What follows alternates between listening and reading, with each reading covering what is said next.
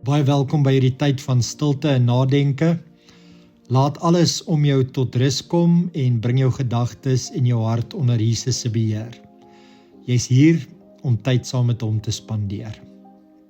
Ek lees graag vir jou hier in Jakobus 3 vers 5 tot 6.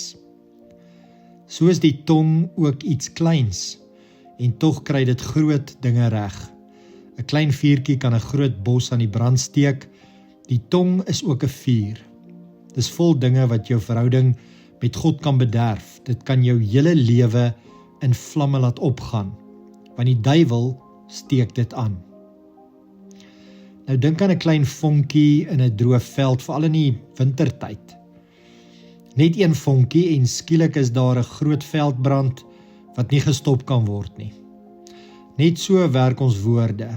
Is een sin, een opmerking, een beledigende woord en dit kan verhoudings, reputasies en selfs jou eie vrede verwoes. Nou Jakobus skryf hier vir ons en hy herinner ons dat ons tong ongelooflike krag het. Nie net om mense te bemoedig en op te bou nie, maar ook om skade te doen.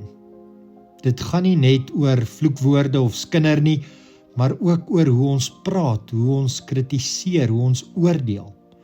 As ons nie bewus is nie, kan ons woorde ons hele geestelike lewe aan die brand steek. Nou, ek het vir jou 'n vraag.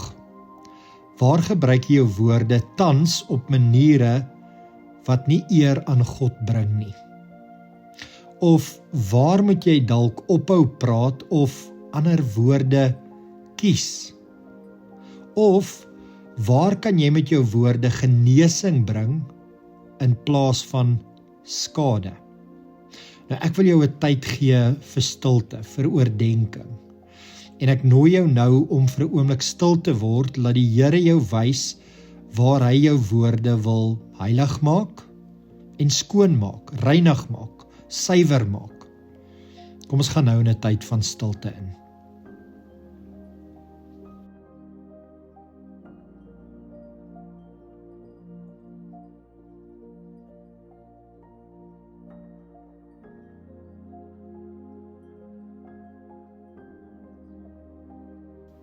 Here Jesus, ek gee U vandag my tong, my woorde, my gesprekke.